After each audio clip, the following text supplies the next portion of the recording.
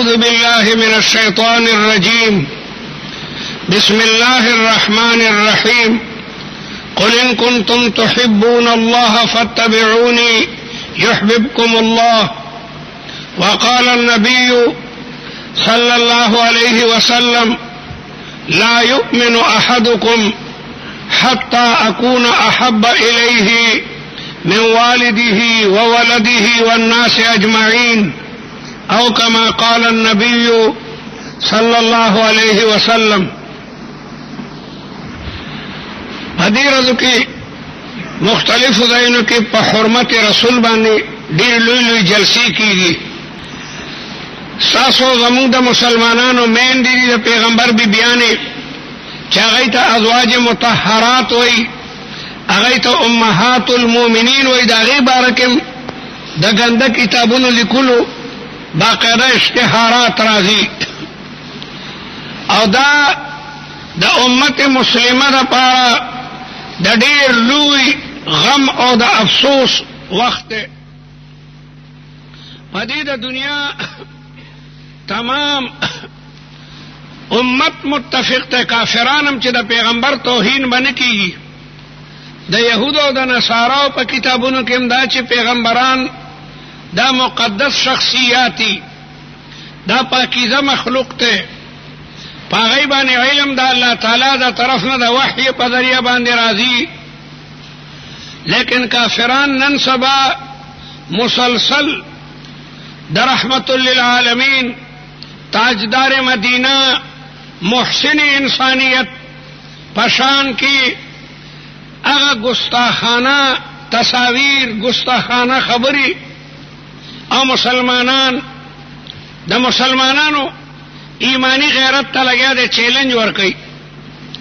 حالانکه څلور واړه امامان په دې باندې متفق دي چې څوک پیغمبر ته کنځلې کوي دا واجب القتل دی، واجب القتل، او توبه هم نه قبلېږي. که شل دل هغه توبه وباسي د هغه توبه نه قبلېږي. سعید ابن ابي العاص وایي چې زما پلار کافرو، ناجوړو، او ناجوړتیا کې دا ارمانو کو چې یاره که زه د دې بیمارۍ نه جوړ شم او ژوندی پاتې شم، نو د هغه خدای عبادت ته به څوک هم پرېنږدم چې کوم د محمد مصطفی خدای دی. دومره د اسلام سره دشمني وه.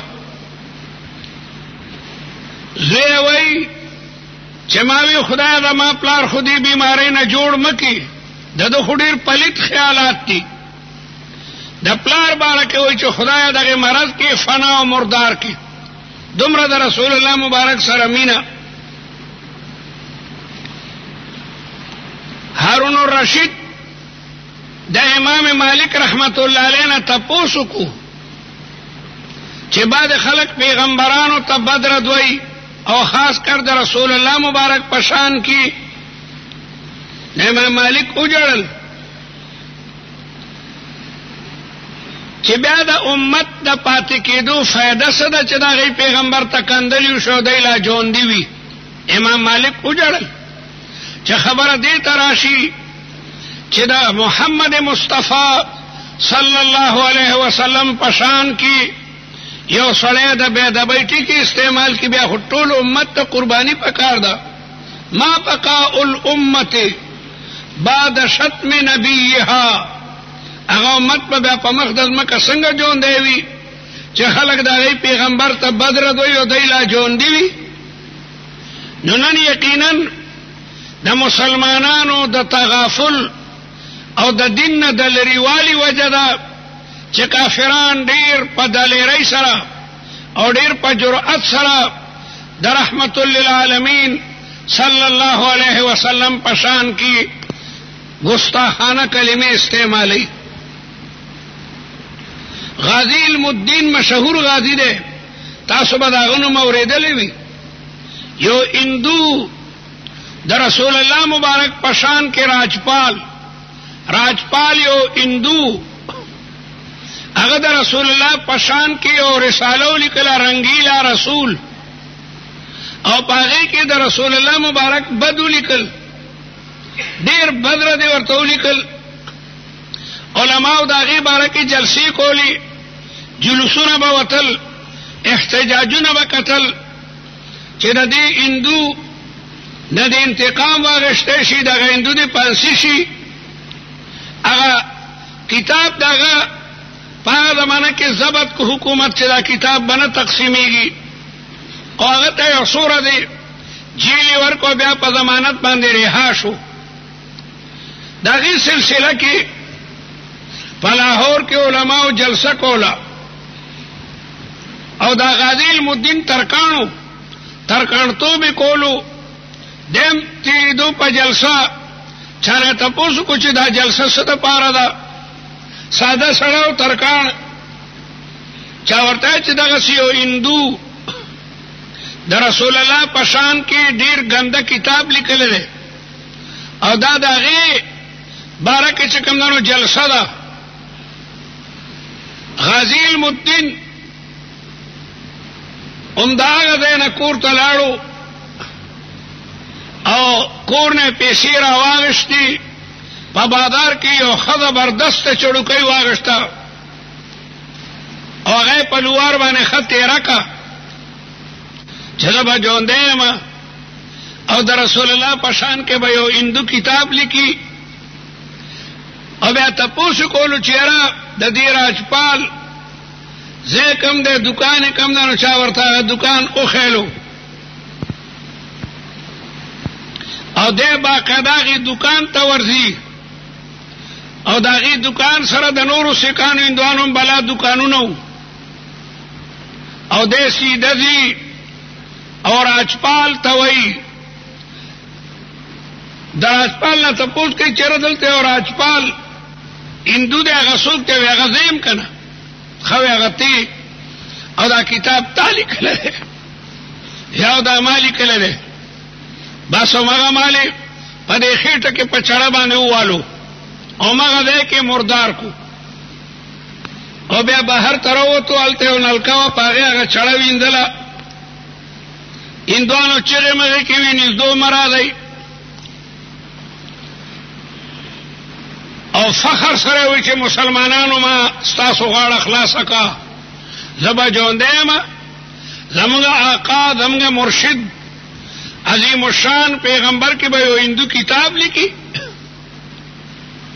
خیر انګریزانو هغه قید کو، او ډېرو ورته ووایي چې ته د دې نه انکار وکړه چې دا هندو ما نه دی وجلی. هغه وی ما دنیا کې یو کار وکړو چې هغه زما د بخښنې ذریعه ده، او تاسو ما د هغې نه منې کوئ. علامه اقبال ژوندی و، او محمد علي جنام دام ډېر لوی وکیل و. دی ورته وایي د خدای انصافداره ښه کار دې کړی دی، خو ووایه چې ما نه دی کړی. وی دا زه نشم کولی، ما یو کار ښه په سوچ سمج په عقل باندې کړی دی. د دې دپاره چې د رسول الله په مخ کې د قیامت پر ورځ سرخرو ولاړ یم. ډېرو خپلوانو ورته ووایي، وکیلانو ورته دومره ووایه چې زموږ د پیغمبر توهین شو، زه په جوش کې راغلم، زه په ځان نه یم پوه شوی. په دې باندې مغه خلاصېدو. قانون دی چې یو سړی په لیونتوب کې څوک ووجني، د هغه سزا بیا پانسي نه ده.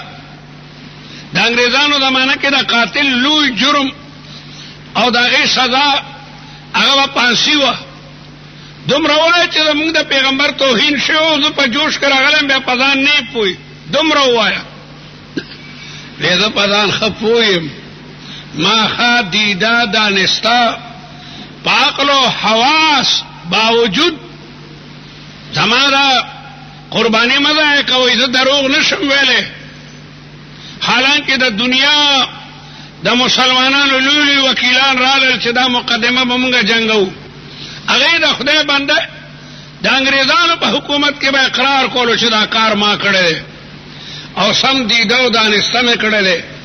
عقل و حواس مې بالکل ټیک اوس هم ټیک دي. دا ما دې دپاره کړی دی چې دنیا کې کافرانو ته پته ولګي چې د رسول الله په امت کې داسې کسان موجود دي چې هغه د خپل آقا مرشد د خپل پیغمبر باره کې د بېادبۍ کلمه نشي برداشت کولی. دا ما دیده او دا نسته کړی دی. او بیا هغه د میاوالی جیل ته منتقل کو او په میاوالی کې یو مجذوب و. مجذوب میاوالی کې ټوله شپه ګرځېدو. چا د میاوالی خلکو د رسول الله مېلمه جیل ته راغله، د رسول الله مېلمه ټوله شپه دغه چغې والي. سهار بیا د مجذوب پته نه لګېده چې خدای خبر دا فرشته وه که مجذوب و. او بیا هغه پانسي کېږي. بیا د هغه جنازه چې څومره عظیم الشان اجتماع په لکونو مسلمانان چې کوم دنو هغه راغلي وو. علامه اقبال ژوندی و، هغه هم راغی. د شهید دې مخ ته چې وکتل، د هغه د مخ نه خاص انوار داسې ښکاره کېدل او د مشکو او د عنبرو بوی ته تلو. علامه اقبال سره نورم بلا ملګري وو. دا پنجابی کې وي اساں گلا کر دیا رہن دیا اور تھرکان دا منڈا بازی لے گیا. منگا ویسے خبری کولی بعد مسلمان دا خبرو ډیر تکړی عاشق رسول او جان باز رسول. همغه څه خبرې کولې د ترکان بچی چې کوم دنو لوب او غټلا خبره په لاهور کې ده. میانی صاحب مشهوره مقبره ده، هغه کې د غازی المدین هغه قبر چې کوم دنو موجود ده. دنیا ته دا ثابت کړله چې د رسول الله په امت کې داسې خلق موجود ده چې هغه د خپل مقدس پیغمبر او د دې مقدس پیغمبر د بیبیانو بارکه، د صحابه بارکه، د اولاد بارکه څوک د بېادبۍ ټکي هغه نشي مستعملوله. یقینا موږ په صحابه ژوند یو، موږ دا د اکسیجن، لیکن د مسلمان اکسیجن حب رسول له چې د دې پړ کې د رسول الله مبارک سره مینه وي. پکار دا سترګې ډېر لوی نعمت دی، ډېر لوی. لیکن د مسلمان سترګې د مدینه خاورم هغه د ځان دپاره د رانجو نه زیاته قیمتي ګڼي. زړه باقاعده په سینه کې درزاره کوي، لیکن د مسلمان په زړه کې د رسول الله د عزت او د ناموس هغه درد دی. په دې باندې د غړه چې کوم دنو چلیږي. الله تعالی وایي که ما سره مؤمن یې نو د رسول الله تابعداري شروع کوي. پیغمبر علیہ السلام فرمایي چې یو سړی به کامل مؤمن اله ګرځي چې زه هغه ته د خپل مور او پلار او د خپل ټولو نه زه ورته زیات قریب یم. نو نن کافران د رسول الله مبارک په شان کې داسې پکار د حکومت ته چې دې سفارتخانو سره بایکاټ وکړي، بلکې تمام اسلامي ملکونه 50 اسلامي ملکونه دي چې هغوی باقاعده د ډنمارک او د هالینډ او د دې کافرانو د سفارتخانو سره باقاعده بایکاټ وکړي. مهدي د مسلمانانو بادشاہ هغه ته به چې پته ولګي چې دا سړی بې دینه دی او د اسلام بارک او مغمال به قتل کو. چا ورته مجرم راوستو چې د قریشو بد وای. قریش د رسول الله مبارک خاندان نه، په قریشو کې کافران هم تیر شوي دي. هغه د ټولو قریشو بد وي. مهدي ته راغی، مهدي ورته وایي ته د قریشو بد وی، د چا استثنام کې څوک ترې وباسي او که نه په قریشو کې خو رسول الله مبارک هم دی. هغه وی زه د هغه هم بد ویم او مغه مالې په توره ورته دا سر داسې بیل کو. مهدي به ژوندی وي او د هغه پیغمبر باره کې به یو سړی ګستاخي کوي. داسې بادشاهانو شیخ الاسلام ابن تیمیه رحمت الله علیه په دې موضوع باندې مستقل کتاب لیکلی 600 صفحو کې. الصارم المسلول على شاتم الرسول قیمتي کتاب ده. الصارم المسلول هغه تیره توره چې د تیکې نه بهر ته ده چې کوم سړی د پیغمبر توهین کوي او د پیغمبر باره کې ګستاخانه ټکي استعمالوي. د هر چا توبه قبلېږي، د مشرکم، لیکن چې چا پیغمبر ته کنځلې کړې وي د هغه توبه نه قبلېږي، به لازمن د هغه ګردن به چې کوم دنو پرې کړي. دغه رنګ نتھورام په حیدرآباد کې یو هندو هغه تاریخ اسلام ولیکلو او په تاریخ اسلام کې د رسول الله مبارک بارکه ډیر ګنده کلمات استعمال کړل. داغه خلاف علماء جلسې کولی، جلوسونه به وتل، احتجاج چې کوم نه هغه کېدو. هغه کې یو بهادر سړی عبدالقیوم هغه دې جلسونه سره جوړیږي او دې جلسونه نه سره جوړیږي، د دې کافر سر خورول پکار دي. عبدالقیوم هغه یو زبردست چاکو کتو، وړوکه چاکو سره په دې خو کار نه کوي، نو غټ کمانیدار چاکو یو کتو سمې تیر کو او خپل خدای ته وی چې دا چاکو ګوره دعا کوو چې الله تعالی دا په صحیح ځای کې استعمال کړي. او بیا دی نتھورام دکان ته هغه نه تپوس کوي چې لکه تا دا کتاب لیکل دی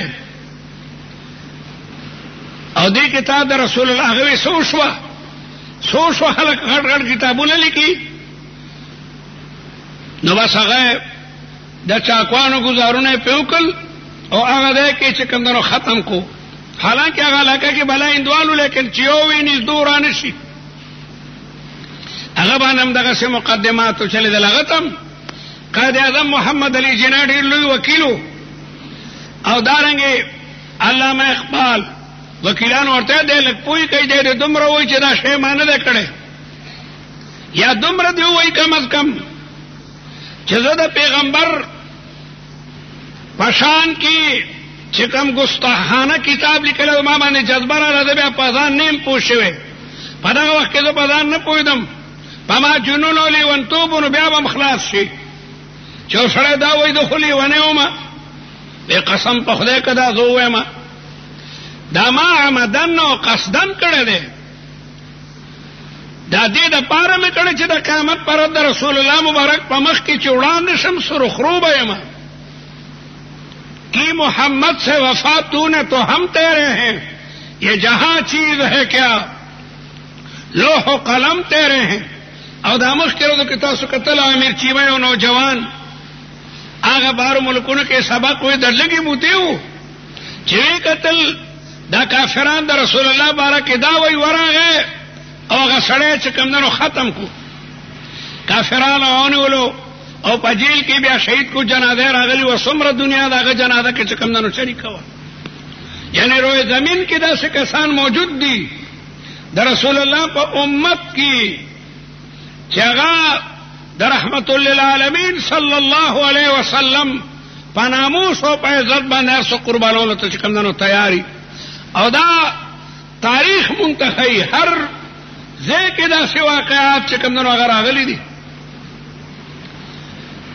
صابر شاه او کله د منصوري سره قریب دلته یو نوجوان ته پتو لګیدا چې په منصوره کې یو کافر د رسول الله مبارک بارکه بدر د خبرې کوي یو سکو او ډیر بدر د رسول الله مبارک ندم یو وړکونه مزیدار تبر تیر کړو چې د دې خاتمه خو به کومه منصوري ته روان دي بلاره کې یو وړکه ماشومه د خپل قبيله او دغه په سر لاس کې خودو چې بچیا د سکار پسې زم دعا وکړه چې الله تعالی ما کامیاب کړي او بیا ځي هم هغه کافر ته وای چې توبه واسه مسلمان شه او دا جرم چې دې کړل هغه ورته وسکی پته بره داغه د اثر چې کمندونو دوه ځای کو او بیا په خپل وای چې دا کار چې کمندونو ما کړي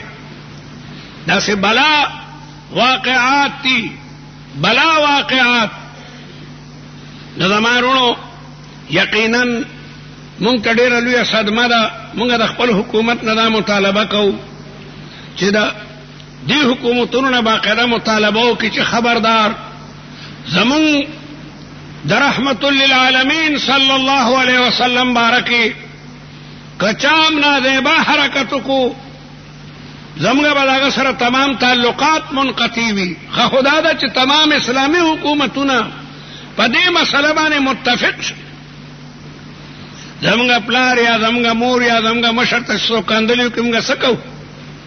موږ څه کوو؟ دغسې په کلکته کې فوج کې د شپې چوټي وه، د بعضې مسلمانانو د رسول الله په شان کې قصیدې او نعتونه ویل. په هغې کې یو هندو د رسول الله په تعریف کې یو قصیده وویل او ډېر خوش آوازه هندوان هم د رسول الله مبارک په شان کې بلا قصیدې ویلې دي. یو ډوګرا هندو چرنداس هغه غصه شو، هندو ته کندلی و کې بېغیرته هندوی او د رسول الله باره کې ډېره بده خوله استعمال کړه چې ته لګیا ده د هغې تعریف کې. په هغې کې هم یو نوجوان فوجي را پاسېد، هغه ته وایي دا خبره ګوره بیا ونه کړي، دا خبره بیا مه کوو، زموږ د پیغمبر. هغه وایي کوم به، وایي ده درته هم نه به کوي. خیر ملګرو خلاصې وکړو، هغه لاړو خپل افسر ته وایي چې پلان کی زموږ د پیغمبر باره کې دا خبره کړې، پوه که که نه پوهېږي نو زه خپل ژوند نه تنګ راغلی یم. هغې افسر هم دې خبرې ته زور ور نه کړو. دی ورغی خپلې کمرې ته اودس یې وکړو، د ماسخوتن لمونځ یې وکړو، بیا دعا یې وکړه چې خدای زما په لاس خدای یو لوی کار وکړي.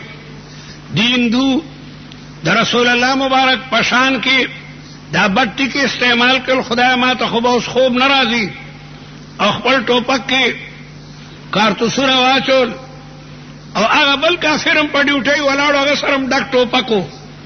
ورته وی څنګه بیا به د رسول الله مبارک په شان کې څه ټکي وی؟ هغه کافر پوه شو چې دی خو مولوي نو هغه هم ورته یکدم ټوپک ور مخامخ کړو، لیکن دی پې ډومبی شو.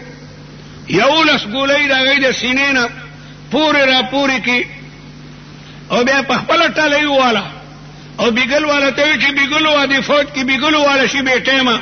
تمام را جمع شو، بې خبر شئ دا ما قتل کړی دی. د رسول الله مبارک په شان کې دا ټکي استعمال کړي وو. دا ما هغه ته هم دغسې وکیلانو وویل، لیکن هغه وایي نه، دا کار ما دیده او دانسته کړه. داسې بلا واقعات دي په اسلامي تاریخ کې. د زما وروڼو مونږ ته انتهایی لوی درد دی. مونږ د حکومت نه هم دغه مطالبه کوو چې دې باره کې حکومت قسم راست اقدام وکړي. پاکستان په تمامه دنیا کې یو مضبوط اسلامي ملک دی. زموږ د پاکستان حکمرانانو ته پکار ده چې د دنیا د نورو حکمرانانو سره په دې مسله باندې اتفاق او اتحاد وکړي. که نن اسلامي سربراهان یو شو، په خدای مې د قسمې که آینده دپاره یو کافر د رسول الله شان کې یو ټکم استعمال کړي، هغه د مسلمانانو غیرت ګوري چې دی په اسلام څومره مین دي، دی د رسول الله مبارک سره څومره مینه ده، او د پاکستان د برکته به یو لوی اسلامي بلاک جوړ شي. دا کافران چې لګیا دی ظلم کوي، که دا 50 د اسلامي ممالکو سربراهان په دې مسله باندې یو شو، مجال څه امریکا نه چې دا تمام کفري طاقتونه به ځان ته چې کوم نه لرزه براندامي.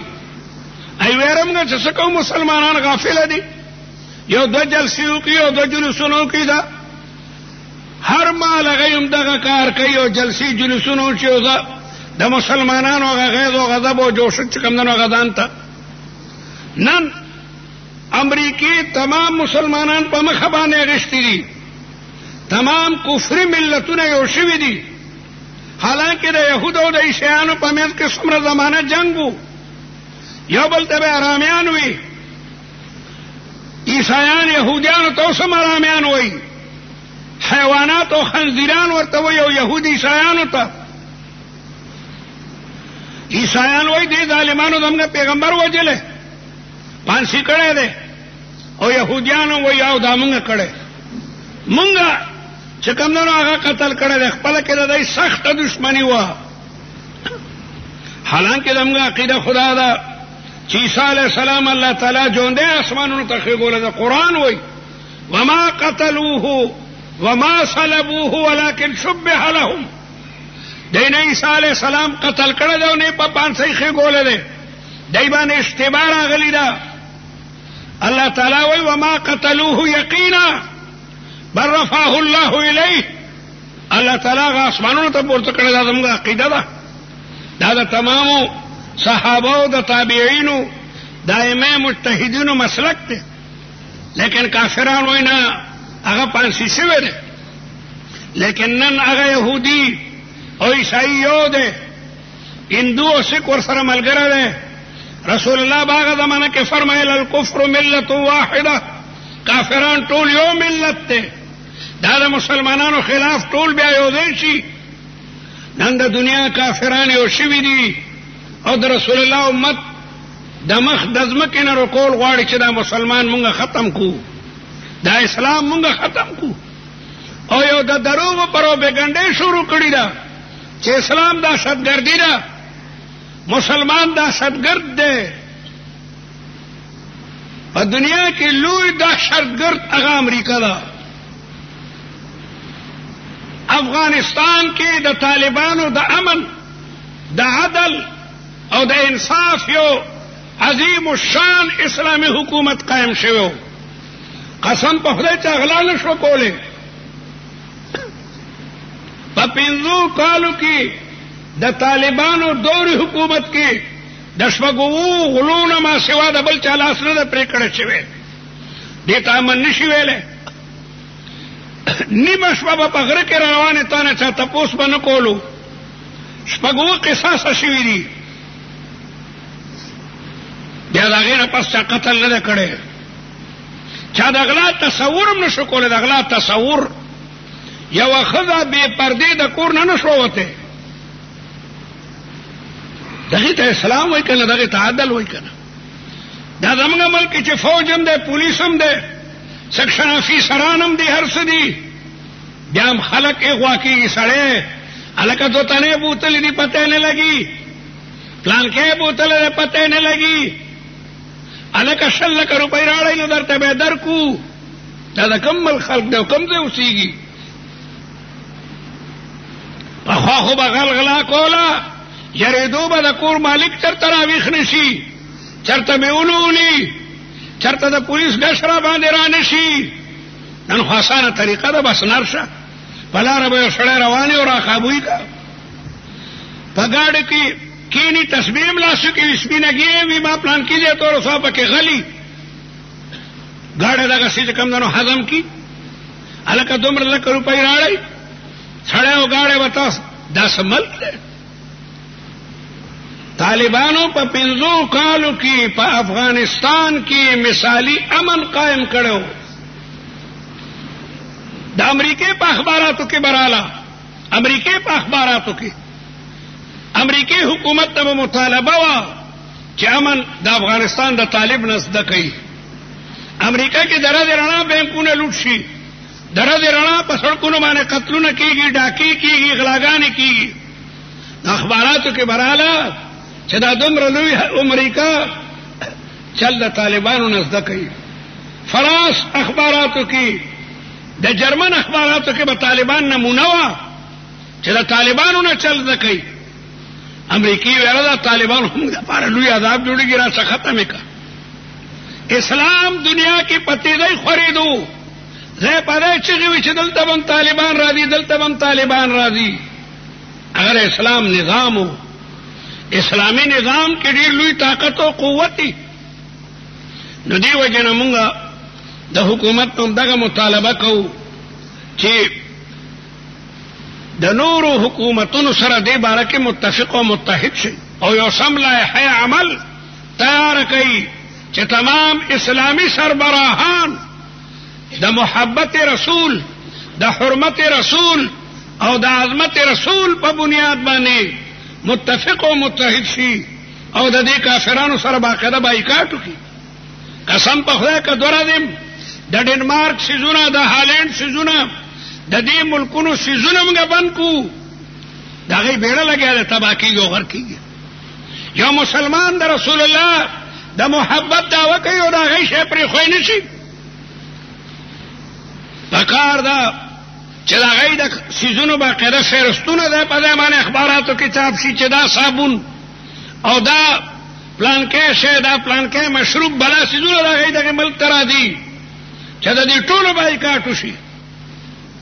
یو مسلمان چې د رسول الله امتی ځان ته وایي هغه دومره نشي کولی چې دغه ملکونو د مصنوعاتو سره باقاعده بایکاټ وشي او پړه کې دې سره نفرت پیدا شي. بهر حال ما دا عرض کولو چې د رسول الله مبارک ذات سره د مینې تقاضا دا ده چې مسلمان په داسې حالاتو کې انتهایی دردیده وي او د الله په دربار کې سوال کوي. زما وروڼو د دنیا ژوند بسي 80 کاله به لا څه ژوند وي او 80 کاله به لا څه ژوند دي او هغه هم د ذلت مرګ چې د یو سړي پړه کې د رسول الله په ذات باندې حمله کېږي او د ده پړه کې درد پیدا نه شي د دې په خپل اسلام باندې ویریږي. زموږ سره به خو د رسول الله مبارک هغه ذات اقدس دی، اخو رحمت للعالمین دی، اخو به د قیامت پر ورځ خپل امتی بارکې د خدای دربار کې سوال کوي امتی امتی امتی امتی پروا نشته دی چې څه کېږي او څه نه کېږي. زما وروڼو غیرت پکار د اسلامي او د اسلام او د پیغمبر او د قرآن سره سم رښتونې مینه پیدا کوي، په زړه کې درد پیدا کوي. دا به د ایمان نه ښیي. چاپیره په حرمت رسول باندې پاکستان کې لګیا دی جلسې دي او چاپیره د حکومتونو هم دغه مطالبه کوي د اسلامي حکومتونو نه، خاص کر سعودي حکومت چې د تمام اسلامي ملکونو په لحاظ د حرمینو یو مملکت دی چې هغه د تمام سربراهان د اسلامي مملکتونو جمع کې مدینه منوره کې یا مکه مکرمه کې او یو لوی احتجاجي مؤتمرو کې اجتماعو کې او د دې کافرانو نه باقاعده مطالبه وکړي. چېرې مسلمان د عیسی علیه السلام بد ویلي، چېرته یو اخبار د موسی علیه السلام بد ویلي. موږ خو تمام پیغمبران د خپل سر تاجونه ګڼو، د خپل سر ګلونه ګڼو. لا نفرق بین احد من رسله، موږ تمام پیغمبران د خپل سر ګلونه او تاجونه ګڼو. که په موسی علیه السلام څوک اعتراض کوي هغې دپاره موږ خپلې وینو ورکولو ته تیار یو. که په حضرت عیسی علیه السلام دا تمام پیغمبران ډېرې مقدسې منزهې برگزیده شخصیات دي. آمن الرسول بما انزل الیه من ربه والمؤمنون كل آمن بالله وملائكته وكتبه ورسله لا نفرق بين احد من رسله. مسلمان خمری چې یو سړی په یو پیغمبر کاغه یونس علیه السلام ولی نه وي، پیغمبر علیه السلام وی لا تفضلوني على یونس ابن متى، ما په یونس علیه السلام افضل مګنئ. مونږ تمام پیغمبران اخوة لعلات، مونږ ټول رونه یو.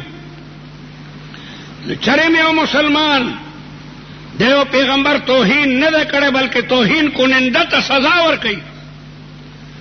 د عقاید او جهان صلی الله علیه وسلم د مخه خدا کائنات الله تعالی ورفعنا لك ذکرک الله وی او انک لعلی خلق عظیم وی. پیغمبر علیہ السلام په زمانه کې هغه وخت کې هم کافرانو بد وی، مذمم به ورته وی، مذمم چې دا چا ډیر بد ویلی شوي. رسول الله صحابه جړل او دغه وخت صحابه ډیر کمزور یو. رسول الله مخه بکیږي زه محمد یم. د محمد معنا ډیر تعریف کړی شوی، ډیر تعریف کړی شوی. سپوږمۍ چې راوخېږي دا سپي غاپي، دا څوارلسمه پنځلسمه سپوږمۍ رستو راخېږي او بیا دا رستو نه سپی غاپي چې داسې دي. سپی غاپي او سپوږمۍ لګیا د خپل رفتار کوي. دا سپي به دغسې غاپي لیکن د رسول الله شان، د رسول الله عزت، ناموس، حرمت، عظمت اب دا هر سنه چې کوم دغه سیوا کیږي. وعلى كل حال ما په دې بنیاد باندې نن دا خبرې وکړي، دعا وکړي چې الله تعالی دا کافران نیستو نابود کی.